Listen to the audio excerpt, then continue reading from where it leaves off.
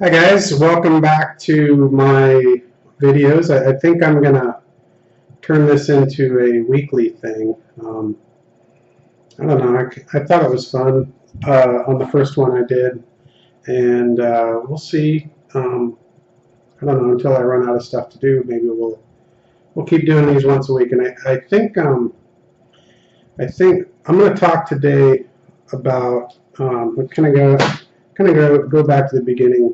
No Time to Bleed. I'm going to tell you a little bit about that book, but I think we're going to have a tradition here. We are going to have a nice cold barley pop when we do these videos. So here's one we're going to have today. This is a Firestone Walker 15th anniversary ale. And I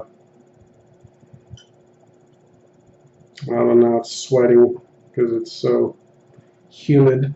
But anyways, it's some sort of a barrel-aged imperial stout, I'm sure. And let's have oh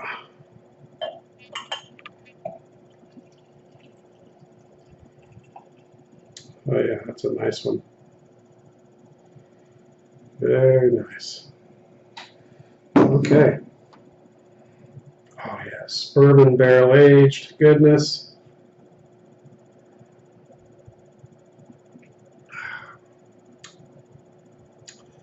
That's delicious.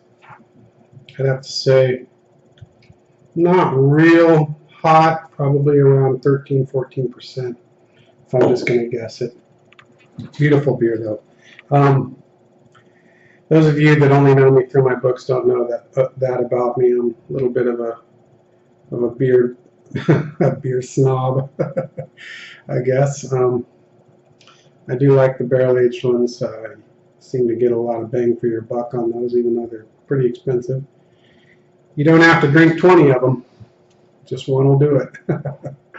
Not like old Austin Conrad with his Miller. What was it? Miller High Life, the champagne of beers. Anyways, I have a lot of fun with that. Actually, my wife drinks those, and it's a little bit of a tip to the hat to her. She likes good beer too, but she'll drink those when it's hot as hell outside, and she just needs to cool down. And I guess that's about what they're good for. They're slightly yellow tinged water. So as long as they're cold, they work like drinking a cold water. So anyways, enough about beer for now. Like I said, we're going to do a weekly thing, hopefully, if I can keep up with it. And sorry for the sunglasses, by the way. I'm being lit with the window over there, and it's a little bright. So, but anyways, we're going to talk about No Time to Bleed. Now, if you're watching this, you've already read it. If you haven't read it, I'm going to try not to give you any spoilers. There's really not a whole lot to spoil in this, though. It's pretty much it's a quick read. See, it's kind of thin, but it's only 20,000 words. It's under 100 pages, and it's pretty much just wall-to-wall action. And I started writing. That's my first book. Most of you know that, but for those of you that don't, who knows, maybe somebody will be watching this 5 years from now. And some of this information might be interesting. So we'll go ahead and get it down now for posterity. So No Time to Bleed and the whole Austin Conrad character kind of came about as an accident. I didn't, and also those of you that are on my email list, you've read kind of an abridged version of this, so you've heard the story.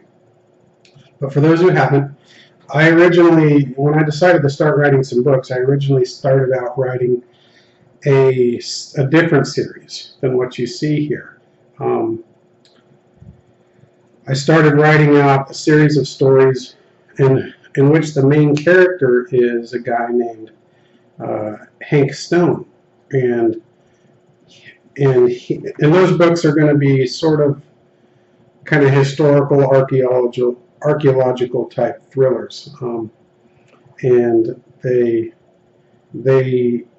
first book in that series is set back in the 1980s, when Hank, he was a kid back then, and he went by Henry Stone. Him and his little group of misfit friends were all teenagers and getting in trouble, and they went off and had some adventures, and I have I think 4 books planned out in that series, and I'm really excited to get to them, and I hope to. Maybe I'll write the first one once I'm done with Blood Out, but I'm not quite sure yet if I'm going to jump from Austin over to that yet. But anyways, these kids, they were teenagers back in the 80s, and they start this, Henry is the main character in those. And if you've read No Time to Bleed, and if you've read my other book, Blood Out, you may recognize that name, Henry or Hank. You may recognize it from Austin talking about him, about a text he got from him and some stuff. And that's because they're related.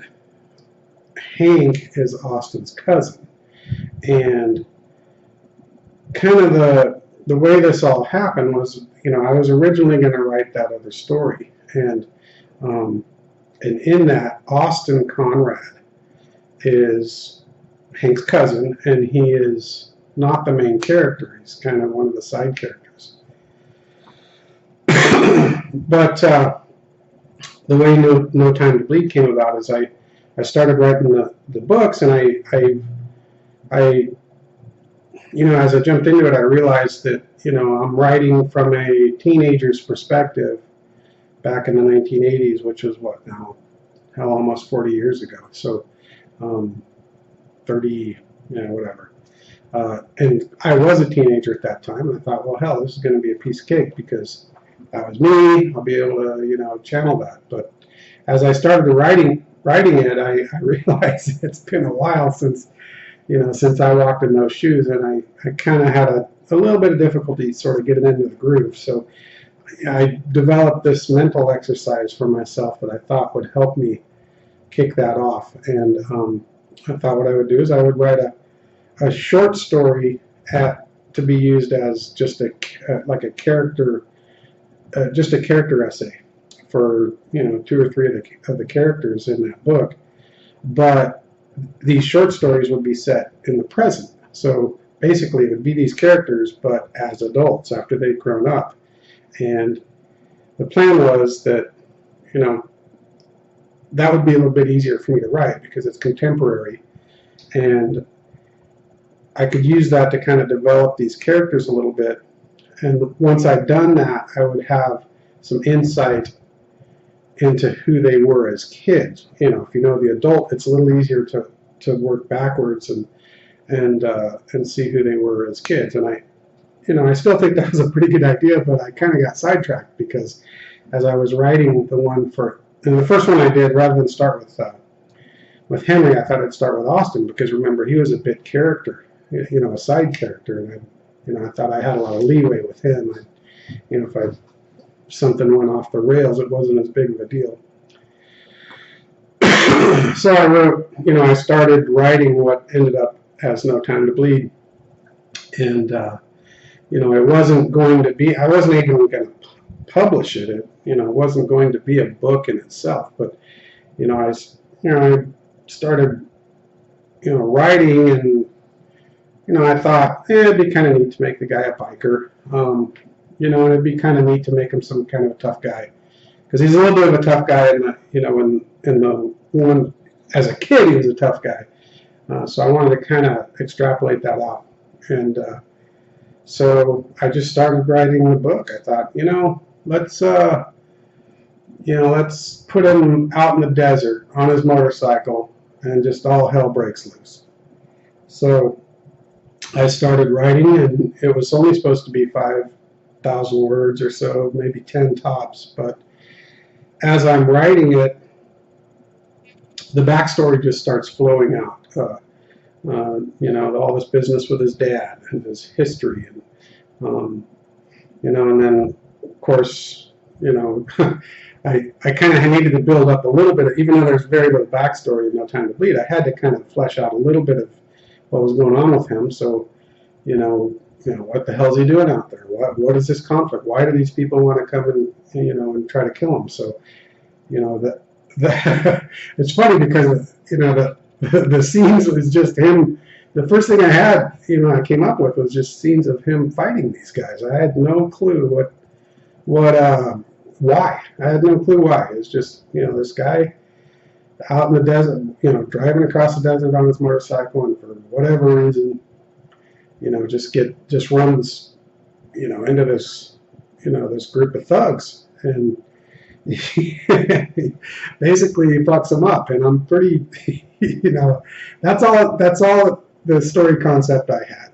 And you know, of course, you know, as I'm writing it, you know, I had to build some, you know, a little bit of structure into it. So, you know, well, okay, he's on a bike. It's an easy thing to extrapolate. Well, then he must have been in a biker gang, right? And, you know, these other guys, they must be in a biker gang. They must be pissed off at him. And, you know, and that's how that whole thing came about. You know, I made up a fake motorcycle club called the Rattlers. And, you know, and he's kind of, you know, he's left them.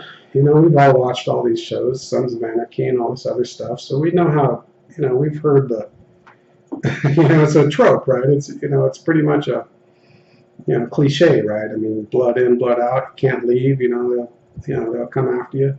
So, you know, it was easy to sort of just plug all that into his story, but the more I wrote it, the more it just kind of seemed fun, you know, and it just you know, it started taking shape. So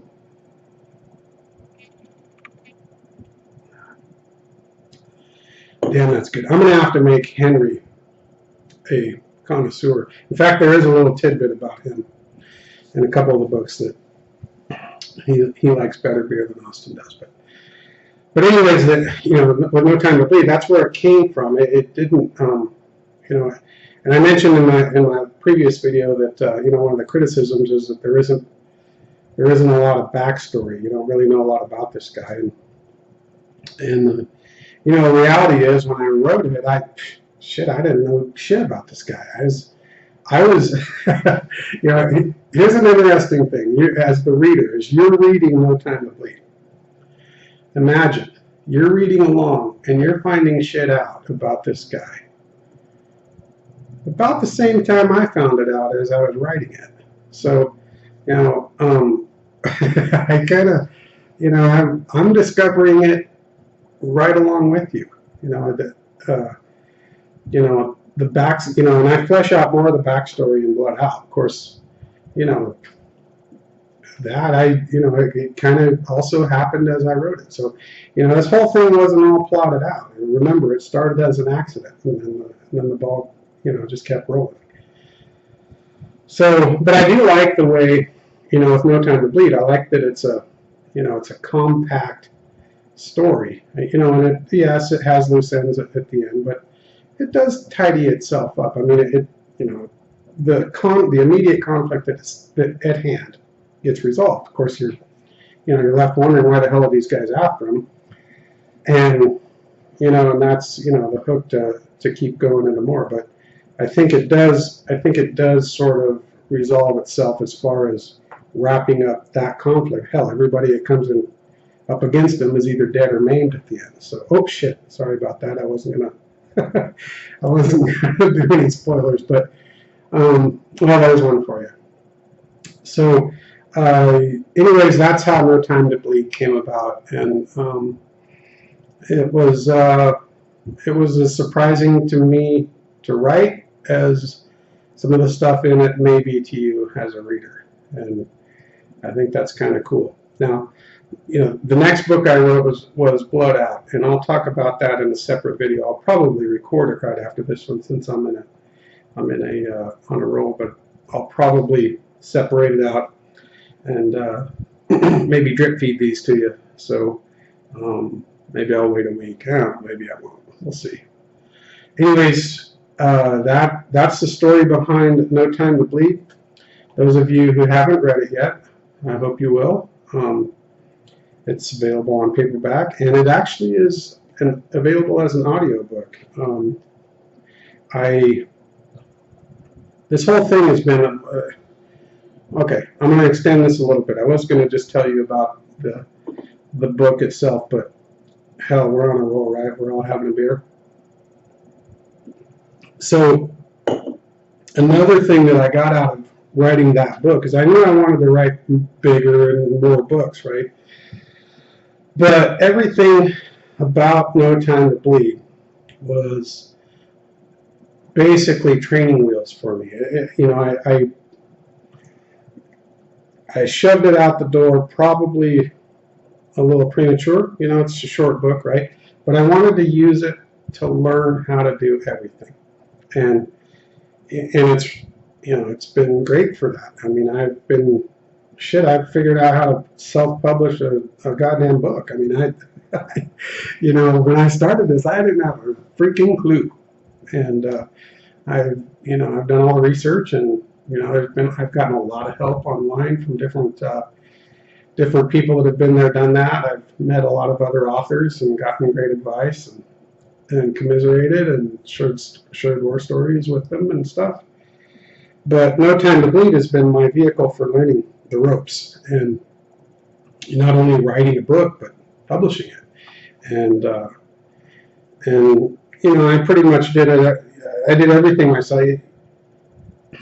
If you're not in self-publishing, you've never heard this, but if you are a writer, and I know a few of you are because we all follow each other, but it's pretty much gospel that you're a damn writer. Just write the goddamn book and let the professionals do the other stuff, like cover design and editing and all that stuff.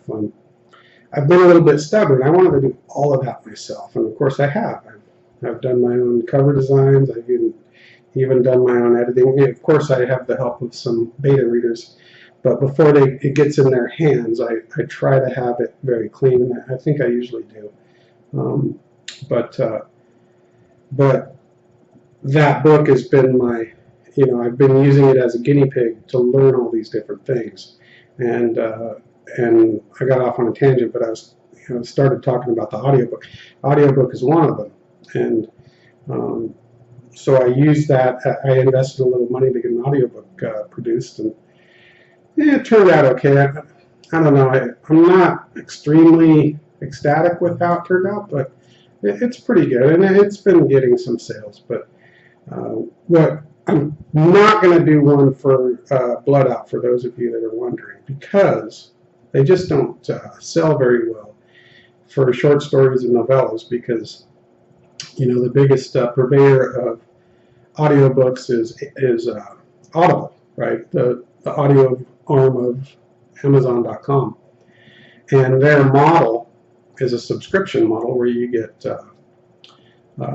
credits, right? And, you get, what is it, $14.95 a month, and you get 1 credit a month. Well, if you use it on my 20,000 word novella, for that 1 credit, you only get 2 hours of audio, or you could have used it on, some epic fantasy that's 20 hours long. So basically, based on that, it doesn't pay to do it. Now, I probably will do an audiobook when I'm done with Blood Out, and then just do an audiobook of the 3-book box set.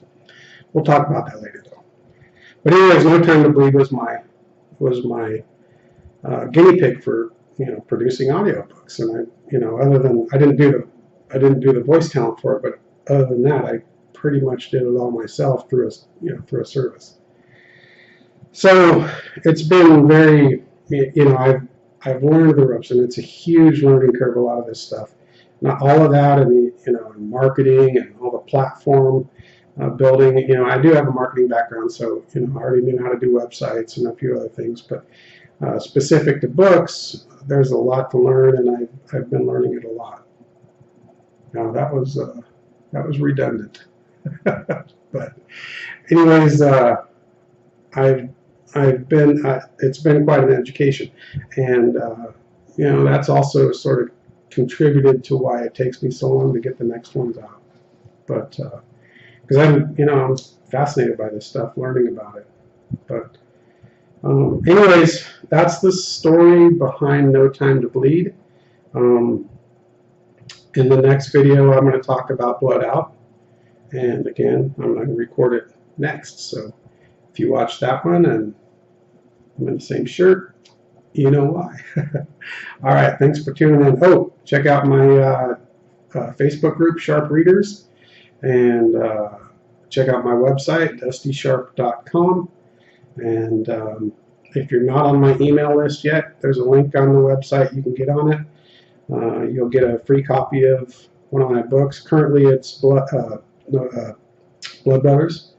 And there's also a bonus short story that you get also during that welcome sequence. So sign up for that if you're not on it yet. And I will see you guys in the next video. Thanks for watching.